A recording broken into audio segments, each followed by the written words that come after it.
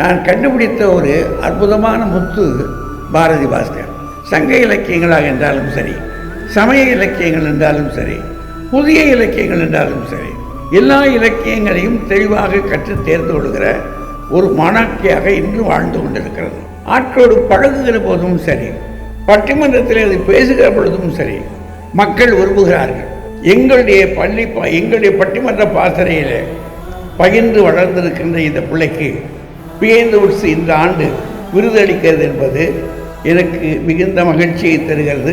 மீண்டும் பியைந்து உட்ஸுக்கும் பாரதி பாஸ்கருக்கும் என்னுடைய வாழ்த்துக்களை சொல்லி மகிழ்கிறேன். நன்றி, வணக்கம். ரொம்ப நன்றி மணிமேகலை. ஏன்னா இது நான் எதிர்பார்க்கவே இல்லை. ஐயாவுக்கு கொஞ்ச நாள் முன்னாடி கொஞ்சம் உடல்நிலை இதுவாக இருந்து இப்போ தேறிட்டு வராரு. இந்த நேரத்தில் அவரிடமிருந்து இந்த வாழ்த்து வந்தது ரொம்ப ரொம்ப ஸ்பெஷலான ஒரு தருணம் எனக்கு. ஏன்னா பட்டிமன்ற மேடைகளில் எப்படி பேசணுன்றதுக்கான சில மரபுகள் இருக்கு. மரபுகளை மீறுவது தான் அடுத்த கட்டத்துக்கு போகிற வழி, அது எனக்கு தெரியும். அதனால் சில அடிப்படையான மரபுகளை கைவிடவே கூடாதுன்னு அவர் ரொம்ப உறுதியாக இருப்பார். மேடையில் ஆபாசமாக பேசக்கூடாது, மற்றவர்களை அவங்க கருத்தை தாக்கலாமே தவிர ஒரு பர்சனல் அட்டாக்ஸ் இருக்கக்கூடாது, பாடி ஷேமிங் பண்ணவே கூடாது. மேடையில் அவன் மேடையில் உட்காருகிற போது நம்ம எப்படி ட்ரெஸ் பண்ணுறோன்றது ஒன்று இருக்குல்ல, அவர் எப்போவுமே அதை பற்றி ரொம்ப சட்டிலாக சொல்லுவார். உன் பேச்சை கேட்கறதுக்கு வரணும், நீ என்ன சாரி கட்டியிருக்க, என்ன மாதிரி ட்ரெஸ் பண்ணிருக்க, பார்க்கறதுக்கு யாரும் வரக்கூடாது. அந்த மாதிரி நிறைய கைடன்ஸ் கொடுத்தாரு ஆரம்ப காலங்களில். அதெல்லாம் தான் எங்களை மேடையில் இன்றளவும் இருக்க வைத்திருக்கிறதுன்னு நினைக்கிறேன்.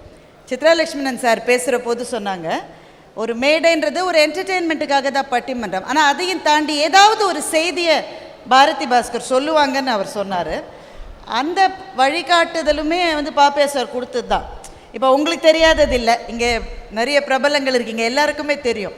ஒரு துறையில் நம்ம லேசாக ஜெயிக்க வேணாம், லேசாக ஒரு அடி வச்சுட்டாலே வீழ்த்துறதுக்கு நிறைய பேர் காத்துட்ருப்பாங்க, நிறைய இருக்கும்.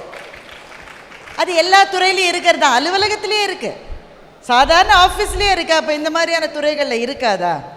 அந்த மாதிரியான சந்தர்ப்பங்களில் நாமெல்லாம் என்ன பண்ணோம், போய் மம்மி என்ன இந்த மாதிரி அப்படி தானே, அப்படி அவர்கிட்ட சொல்கிற போது அதெல்லாம் அப்படி தான் இருக்கும்.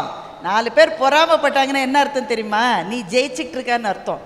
அதனால் மேலே போய்கிட்டே இரு அப்படின்னு பல சமயங்களில் சோர்ந்திருந்த போதெல்லாம் அதற்கான ஒரு உந்து சக்தியை அவர் கொடுத்துருக்காரு.